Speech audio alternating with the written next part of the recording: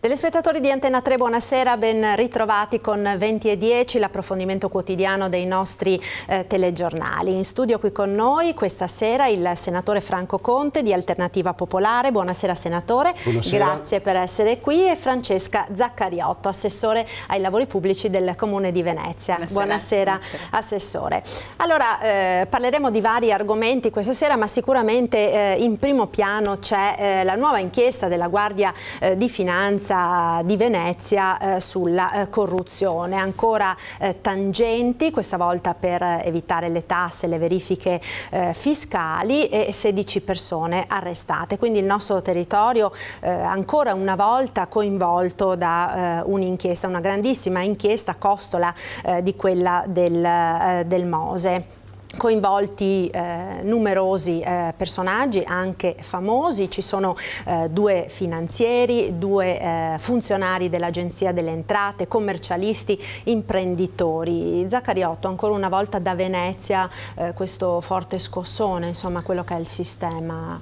Purtroppo sì, nel senso che di nuovo sotto il sole c'è solo ciò che si dimentica, nel senso che noi ci caratterizziamo per questo tipo di situazioni. Anche in questo caso devo dire che insomma, c'è un numero della Guardia di Finanza significativo che è coinvolto, c'è una situazione che mette insieme più soggetti e credo che quello che possiamo sapere è quanto si legge dalla stampa, quanto si sente dai telegiornali, quindi come tutte le indagini dobbiamo far sì che anche questa dia i suoi risultati possibilmente certi prima di andare a processare delle persone senza avere tutti gli elementi che sono necessari per poter dare un giudizio finale. Sicuramente sono episodi tristi che non fanno del nostro paese, che si tratti di Venezia, che si tratti di Veneto, che si tratti d'Italia, un paese che dà un'immagine di trasparenza, di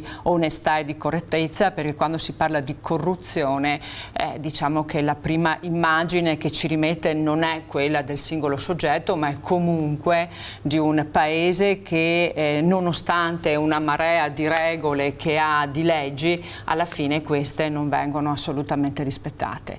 Quindi anche in questo caso io dico lasciamo che la giustizia faccia il suo corso e poi vediamo che cosa succederà. Ecco, a maggior ragione, senatore, destano preoccupazione queste inchieste quando vengono coinvolti comunque apparati dello Stato, in questo caso due finanzieri, due alti funzionari dell'Agenzia delle Entrate. Sì, certamente, io dico sempre che la concorrenza non è a senso unico, la corruzione.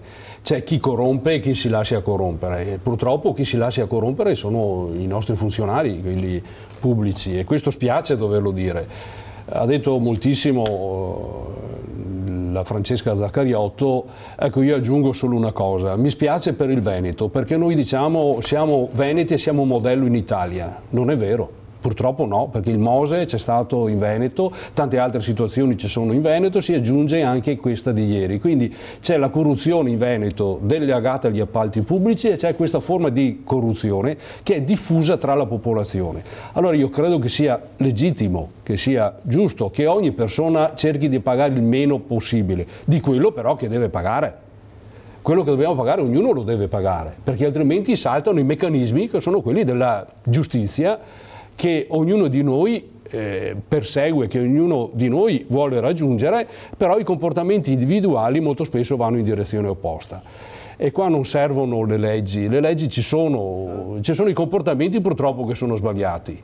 Sì, quello che ma anche a il me senso civico è anche che questa marea di episodi contribuisce a creare quel rapporto di sfiducia tra quella che è l'istituzione, che sia l'istituzione della sicurezza, quindi penso in questo caso a tutta la questione della Guardia di Finanza, che sia la parte politica, che sia la parte pubblica, comunque compromette quello che è il rapporto tra il cittadino, no, che si muove correttamente, e ciò che invece no, è la pubblica amministrazione e l'istituzione. E quindi se penso già all'immagine e alla battaglia che oggi si sta facendo per ricreare questa fiducia, per ricreare questa relazione, per far sì che oggi il cittadino normale creda ancora, no? E quindi ecco, vada a votare piuttosto che, voglio dire, abbia un comportamento corretto, quando ci sono questi episodi è come se ogni volta si ritornasse indietro e si ricominciasse da capo. Questo è un altro male che questi fatti contribuiscono, no, a fare nell'impegno che tutti ci mettiamo perché le regole possano essere rispettate da tutti indipendentemente dall'appartenenza.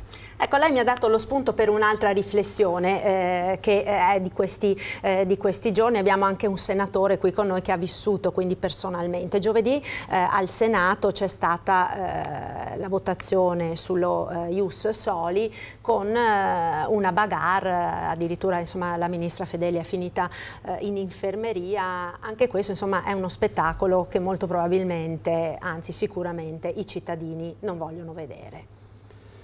Sì, allora su questo argomento io vorrei dividerlo in due parti. Una parte è quella relativa a ciò che è avvenuto in Senato, che è disdicevole. Mi vergogno di avere per colleghi persone che si sono comportate in quella maniera. Al Senato ci sono 320 senatori. C'è un gruppo parlamentare che ha 12 senatori, uno spesso è assente perché ha altri incarichi, quindi legittimamente è assente. Ecco, non si può pensare che 11 senatori prendano in ostaggio l'intero Senato. Questa non è una regola della democrazia. Io rifiuto questo tipo di atteggiamenti, soprattutto quando sono atteggiamenti violenti, soprattutto quando manca il rispetto delle persone e delle istituzioni. Io ho sentito, siccome quel gruppo è alle mie spalle, molto vicino a dove sono io in Senato, non posso tollerare che ci siano delle offese personali che vengono rivolte al Presidente del Senato come tale, nella carica di Presidente, e al Presidente del Senato come persona. Questo è disdicevole, non può accadere, soprattutto quando le offese personali rivolte alla persona e alla istituzione si accompagnano alla violenza fisica. Non è la prima volta che succede e io mi vergogno che all'interno del Senato sia successo questo. È vero, l'abbiamo detto prima, si perde la fiducia nelle istituzioni, ma per colpa di qualcuno non può essere messa in discussione tutta l'istituzione. Per il comportamento di 11 persone non può non essere credibile l'intero Senato. Questo per quanto riguarda l'aspetto della gazzara che è successa. L'argomento, il tema, è quello, sì, tradotto ius soli, ma è quello del riconoscere la cittadinanza in alcune situazioni particolari. E ci sono delle cose curiose che succedono. Allora, è un disegno di legge che è partito dalla Camera e io mi sono preso la briga di andare a leggere i sottoscrittori. Allora, ne leggo qualcuno. Saltamartini, non mi pare sia del PD. C'è anche un veneto. Marcolin era stato eletto all'interno delle file della Lega, adesso ci sono stati molti cambi, non so dove sia. Fedriga, mi pare sia dello stesso partito, dello stesso gruppo parlamentare di chi al Senato ha sollevato la questione e ha creato quella gazzarra indegna. Dopo, credo che sia giusto anche portare a conoscenza di tutti cosa dice questo disegno di legge. Allora, questo disegno di legge dice che è possibile riconoscere la cittadinanza italiana non in maniera automatica, ma possibile riconoscerla a chi è nato in Italia, da genitori legittimamente presenti in Italia, stranieri legittimamente presenti in Italia, che abbiano frequentato almeno 5 anni di scuola italiana e che abbiano concluso almeno un ciclo scolastico, che può essere quello della scuola elementare, può essere quello della scuola media. Il riconoscimento della cittadinanza viene fatto una volta che la persona interessata ha raggiunto il 18° anno di età e l'interessato lo deve esercitare nei 2 anni successivi. Quindi vuol dire che tra i 18 e i 20 anni quello che è arrivato in Italia da bambino o che è nato in Italia ha la possibilità, non con una trafila lunga, ma gli viene riconosciuto questo diritto purché i familiari l'abbiano comunicato al momento della nascita o al momento in cui è arrivato in Italia. Francamente mi pare che non ci sia una cosa clamorosa che viene portata in approvazione al Senato, perché io ricordo che qualcuno sosteneva qualche tempo fa che per poter acquisire la cittadinanza italiana bisognava fare un esame di italiano, saper parlare, conoscere la lingua italiana. Io credo che un bambino che ha frequentato almeno 5 anni di scuola, oppure che magari ha frequentato anche una scuola professionale, che ha imparato anche a svolgere un'attività, abbia dei requisiti sicuramente maggiori di chi magari poteva fare un esame per dimostrare che in maniera stentata riusciva a parlare l'italiano. Ecco, di fronte a questo problema è successo un finimondo al Senato. Ecco, Zaccariotto, viene chiamata in causa direttamente il suo partito? No, non è il mio partito. No, io condivido che ha diviso in due parti il problema. Il primo, penso che i comportamenti che ci sono alla Camera, al Senato, siano comportamenti che non devono essere richiamati quando i parlamentari si mettono le mani addosso, ma devono essere richiamati molto prima. Un piccolissimo esempio: mio figlio che fa le medie è andato in gita a Roma e è andato a visitare la Camera. La prima cosa che mi ha detto, pur sapendo che ha una mamma, no, che è un politico, mi ha detto: mamma, mi ha colpito perché quando uno parlava nessuno lo stava ad ascoltare. Ed è una riflessione che fa pensare moltissimo, perché è fatta da un bambino, va bene, che non ha ancora delle influenze esterne, d'accordo, e che nota che effettivamente non c'è rispetto di regole. Quindi è chiaro che se io non obbligo ad avere comportamenti all'interno delle istituzioni, che siano i consigli comunali, che siano la Camera, che siano questi luoghi pubblici, va bene, che devono essere, che si sta seduti, che si sta in silenzio, che non si grida, che ci si mette vestiti in una determinata maniera, che si adottano tutta una serie di atteggiamenti, significa poi che io non controllo eventuali episodi, questo come altri che si sono verificati, e che poi ci rendono ridicoli davanti a tutti, non solo ai nostri ragazzi, ma anche davanti al mondo intero. Questo è quello che penso io, quindi le regole si fanno rispettare dalla più piccola, certo, per poi arrivare alla più grande. Per quanto riguarda invece l'argomento, è un argomento scottante, ma allora, premesso che astrattamente potrei... Tant'è che la votazione è stata rinviata, no? Dopo allora, e quindi, insomma, da un punto di vista astratto io sono d'accordo, però io credo che oggi non sia più possibile affrontare il tema dell'immigrazione, perché in questo si inserisce, a compartimenti stagni. Allora, perché noi stiamo vivendo in maniera drammatica un'immigrazione che non riusciamo più a gestire, e quindi non possiamo pensare che nel momento in cui noi diamo la cittadinanza ai minori, questa non sia strettamente legata al fatto che questi minori vivono qua, vivono con degli adulti, sono minori che poi ci troviamo nelle strade, sono minori poi che si aggiungono ai 600.000 minori che noi oggi abbiamo già come presenza in Italia. Allora io penso che oggi, di fronte a un'Europa che lascia sola l'Italia in questo tema, di fronte ad altri paesi che fanno parte dell'Europa o che facevano parte dell'Europa, penso all'Inghilterra, che si stanno rivoltando di fronte a questo problema, noi non possiamo continuare a fare determinate leggi che affrontano una parte della questione e non affrontare la questione per intero. Quindi noi oggi, io penso ad esempio al fatto dei minori che sono accolti in strutture protette. Facciamo un esempio: abbiamo avuto una legge che tutela i minori stranieri che devono essere accolti in Italia indipendentemente dalla presenza dell'adulto, quindi c'è già stata una legge che li ha tutelati, d'accordo? Sì. Ecco, questo che cos'è che ha prodotto? Ha prodotto che abbiamo riempito nuovamente quelle che sono le strutture protette, che voglio dire con una politica socio-educativa, erano strutture che ormai si svuotavano in Italia, perché possiamo dire che effettivamente si erano fatti passi avanti, e oggi invece queste sono strutture che si riempiono con situazioni di minori che vengono accolti, che dopo una settimana scappano e che dopo 15 giorni fanno parte di quella che è la microcriminalità che costituisce un grossissimo problema oggi in Italia. Allora io sono d'accordo quando parliamo in una determinata maniera, ma mi sento anche responsabile da politico e da amministratore valutare che oggi non posso continuare in un cerchio a prendere solamente una parte di quello che è il problema, e credo che questo sia l'elemento che ha scatenato la guerra dei partiti, della Lega piuttosto che di altri soggetti. Quindi bisogna che questo governo decida di prendere in mano seriamente quella che è la situazione dell'immigrazione, perché oggi il cittadino non è che se la prende con il minore che non ha la cittadinanza, vive male quella che è una situazione di ingovernabilità di un problema quale è quello dell'immigrazione. Chiudo dicendo, io faccio l'assessore ai lavori pubblici a Venezia, mi occupo anche di quella che è l'edilizia scolastica, quindi ho girato tutte le scuole, sono 160 le scuole che sono a Mestre e che sono a Venezia. Bene, noi abbiamo 2 o 3 scuole, una poi in particolare in centro di Mestre, dove non c'è più un bambino che sia italiano.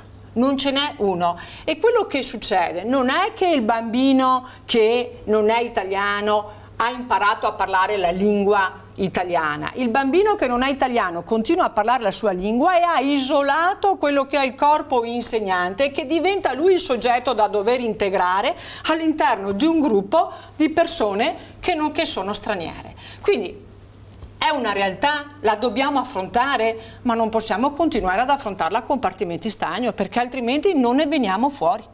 Sono d'accordo che non bisogna affrontarla a compartimenti stagni. Ecco, però, allora, senatore, chiedo scusa, la regia chiama la pubblicità, risponde tra 2 minuti, linea alla regia. Pubblicità, a tra poco.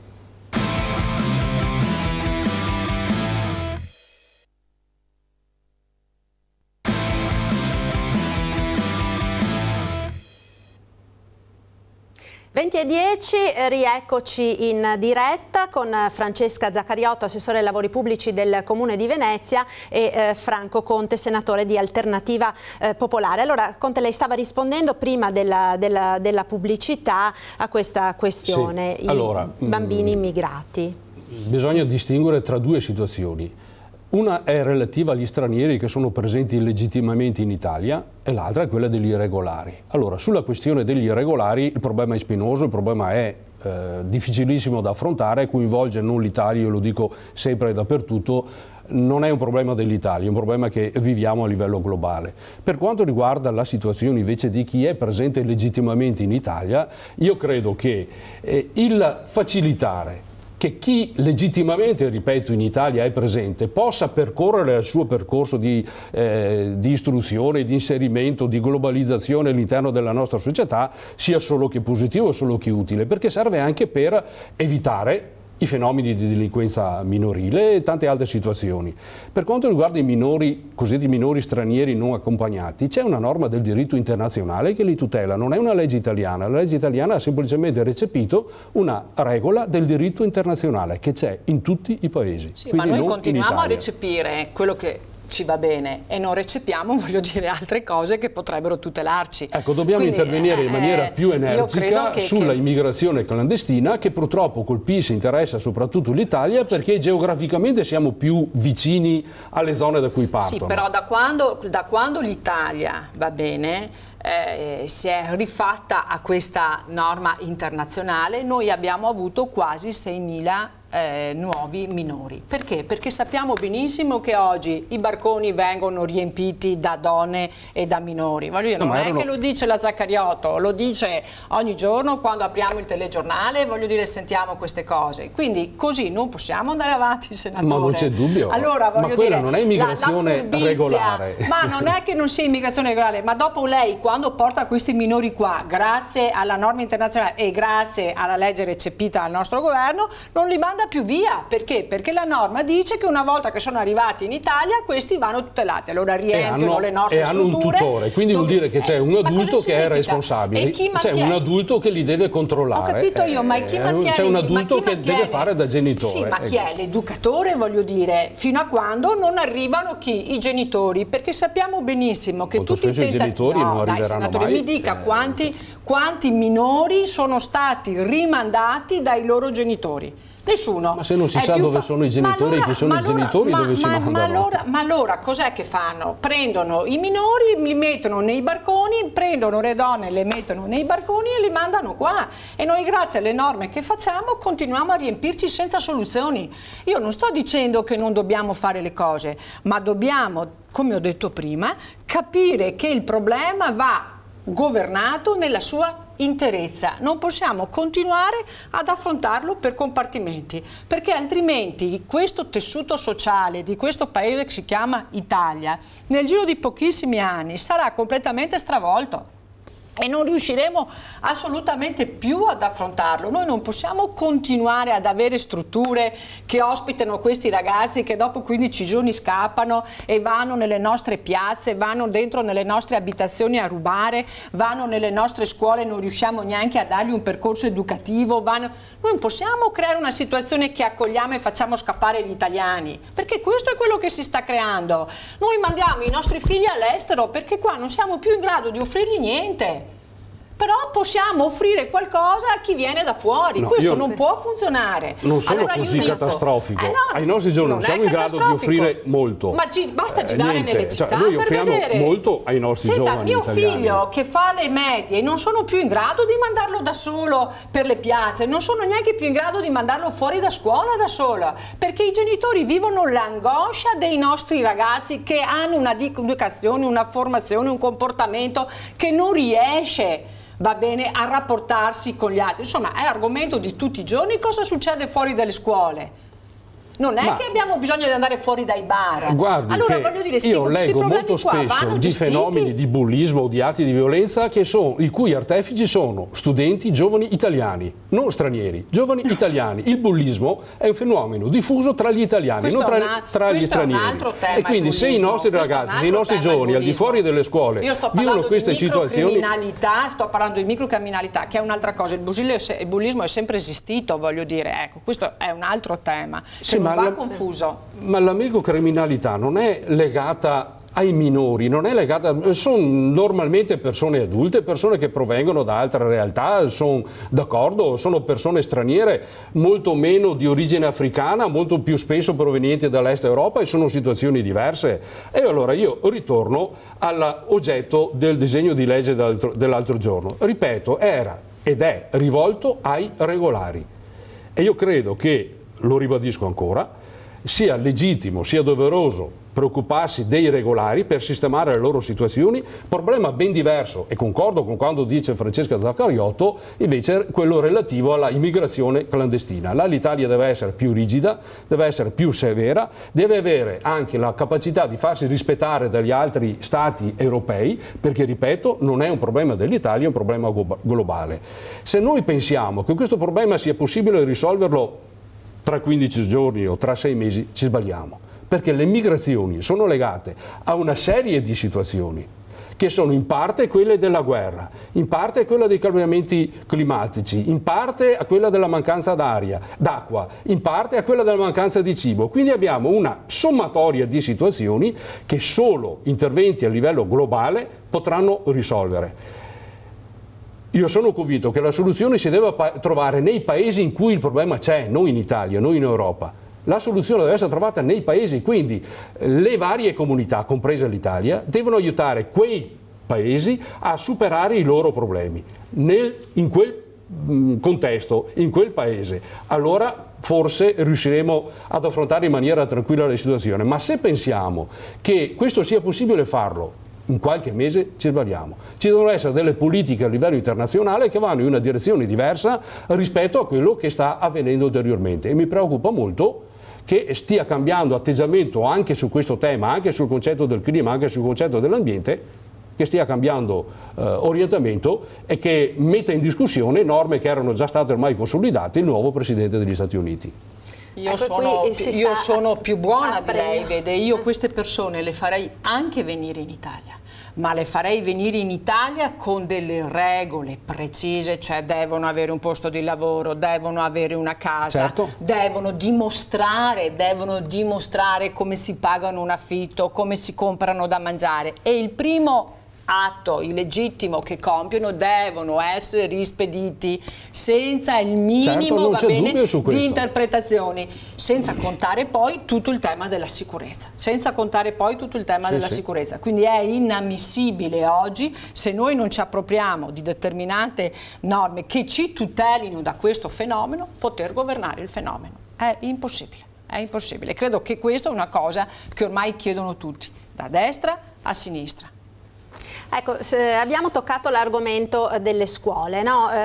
Per questi bambini stranieri, ma le scuole in questo momento del nostro territorio, lei lo sa bene, è stata presidente della provincia, adesso è assessore ai lavori pubblici, stanno vivendo anche un momento di grande difficoltà proprio come struttura scuola, fisicamente scuola. È di questi giorni l'allarme lanciato dalle province, da tutte le province della nostra regione sullo stato dell'edilizia scolastica. Se così resterà la situazione, scuole e strade rischieranno insomma di non vedere effettuati quegli interventi anche di ordinaria manutenzione che sono necessari. A Venezia è scoppiato proprio l'altro giorno il caso di questo asilo Glicine con la pioggia a catinelle che entrava dentro, quindi c'è quello anche è stato questo un problema. po' strumentalizzato, nel senso insomma che tutti abbiamo visto l'evento che c'è stato, no, di quasi una tromba d'aria, perché viene anche rappresentata dalle immagini, e quindi io credo che può succedere che in una struttura ci siano dei problemi come quello di un pluviale che si intasa. Ecco, questo è stato il caso dell'asilo nido. Un pluviale si è intasato per delle mollette, quelle della biancheria, che hanno bloccato l'uscita dell'acqua, che era molto forte a modo di bomba, e quindi questa si è accumulata nei vetri, che sono una specie come di abaine, ha formato una vasca. Il primo buco che ha trovato è entrato, ecco, ma voglio dire, non c'era nessun pericolo e non c'è nessun pericolo, tant'è che il giorno dopo l'asilo è stato normalmente aperto. Ecco, io credo che non dobbiamo strumentalizzare queste situazioni per parlare delle scuole. Per parlare delle scuole bisogna farlo seriamente, e credo che questo, come la viabilità, come i ponti, no, come tutte queste infrastrutture, purtroppo se non ci sono soldi rischiano di veder mancare una manutenzione di tipo ordinario, che poi diventa straordinaria, che quindi ha dei costi molto maggiori e che le istituzioni pubbliche non riescono ad affrontare. Nel momento in cui le province sono state trasformate in enti di secondo livello, ma questo vale anche per la città metropolitana, la prima cosa che si è fatta, prima ancora di concludere l'operazione della trasformazione, è stato di togliere completamente quelli che erano i trasferimenti, e quindi voi capite che se non ci sono soldi, come in una famiglia, è impossibile fare qualunque intervento. Le province hanno la competenza delle scuole superiori, invece l'amministrazione comunale ha la competenza delle scuole materne, elementari e medie, ma la situazione delle province è peggiore di quelle dei comuni, proprio per questo taglio che c'è stata con la trasformazione della legge del Rio. Però voglio dire, io parlo per il mio comune di Venezia, è chiaro che un comune, voglio dire, che si è trovato in una situazione con un buco come quello che aveva il comune di Venezia, non poteva certamente fare ulteriori debiti dopo quelli che già ne aveva, anche perché avendo sforato il patto di stabilità questo non gli sarebbe stato consentito, e quindi è chiaro che in una situazione che negli anni precedenti era di 2 milioni 3 di euro per la manutenzione delle scuole, quando sono arrivata io avevamo 200.000 euro. 160 edifici scolastici, 200.000 euro, ti viene da sorridere, nel senso che non riesci neanche a mettere a disposizione per cambiare le maniglie. Devo dire che adesso stiamo facendo una politica, perché questo è un obiettivo che riteniamo molto serio, e quindi siamo partiti con le certificazioni per i CP, che tra l'altro erano imposte anche dalla norma per gli asili nido, e adesso lo stiamo facendo per tutte le altre scuole, quindi bisogna stare attenti di non creare falsi allarmismi, che quando parliamo di scuole magari possiamo parlare di trascuratezza, di mancanza di laboratori, di spazi, di strumenti che sono utili ai nostri ragazzi, perché purtroppo noi abbiamo continuato a pensare alle scuole come edifici. Invece le scuole devono essere luoghi non solo di vita dei nostri ragazzi, ma di formazione, di crescita. Questo è chiaro. E questo manca completamente, e quindi noi i soldi li abbiamo spesi magari per i muri, per gli ascensori, per le scale, ma non li abbiamo spesi anche per rendere migliori questi spazi, diversamente da quello che fanno dagli altri paesi d'Europa. Ma è in dubbio, abbiamo insomma, molto cammino da fare. Le scuole devono essere in sicurezza, è in dubbio devono che essere questo in sicurezza, però bisogna anche trovare i soldi per poterlo fare, voglio dire. E questo è il problema di fondo. C'è questo grido d'allarme trasversale. Certo, il bilancio dello Stato del 2017 è nato prima del referendum del 4 dicembre scorso. Quel referendum prevedeva che le province non esistessero più in Italia, quindi di conseguenza non erano stati previsti i finanziamenti. Successivamente al risultato, con la manovrina che abbiamo approvato proprio questa settimana, mercoledì, in Senato, sono stati rimessi a disposizione delle scuole numerosi finanziamenti proprio per affrontare i problemi di edilizia scolastica. Sono stati ridimensionati, perché era una manovra correttiva con riduzione di spesa, sono stati ridotte le spese in tantissimi settori, sono stati aumentati invece nel settore dell'edilizia scolastica e nel settore della viabilità, proprio per andare a rispondere a queste che sono le necessità delle province. Mi viene da ridere, senatore, perché hanno fatto di tutto per chiudere le province perché erano inutili, gli hanno tolti i soldi e adesso si sono accorti invece che erano utili e le devono ridare i soldi, altrimenti sono stati gli italiani che hanno deciso così. È veramente una follia. Sono stati gli italiani che hanno deciso così. Non hanno deciso. Al referendum hanno votato gli italiani, non hanno votato altri. Allora, senatore, questi finanziamenti ci saranno adesso? Sono stati rimessi a disposizione. Devo dire purtroppo che una parte vengono assorbiti da quelle 4 regioni che sono state colpite dal terremoto del 2016. Allora in quelle situazioni le scuole non esistono più, quindi credo che sia legittimo dare la priorità a questo tipo di interventi. Ecco, su questo ovviamente non c'è dubbio che purtroppo le popolazioni che hanno subito il terremoto debbano essere aiutate, devono avere la priorità. Voglio dire, però c'è questo grido d'allarme anche dal nostro territorio che è forte. Avremo dei ragazzi l'anno prossimo che saranno in container, aule container, perché mancano. In provincia di Treviso conosco abbastanza bene la situazione. I container esistono dagli anni scorsi, quando alle province avevano ancora i finanziamenti. Quindi per quanto riguarda la provincia di Treviso, sia pure con tutti i gridi di allarme che io sento, sia pure con alcune situazioni di difficoltà, ecco, non abbiamo una situazione drammatica. Io ho fatto l'assessore in provincia per tanti anni, allora se fino a qualche anno fa la situazione della edilizia scolastica in provincia di Treviso non era considerata ottima, ma buona, credo che non sia deteriorata negli ultimi 2 o 3 anni perché è cambiata l'amministrazione provinciale. Ecco, cerchiamo di essere obiettivi e oggettivi in questa situazione.